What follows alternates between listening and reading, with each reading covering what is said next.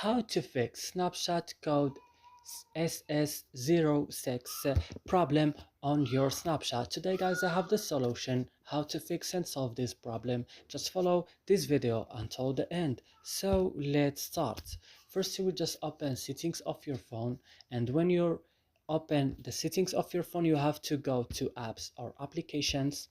You will find here all the application that you have on your phone. What you should do right now, just you will go directly to snapshot.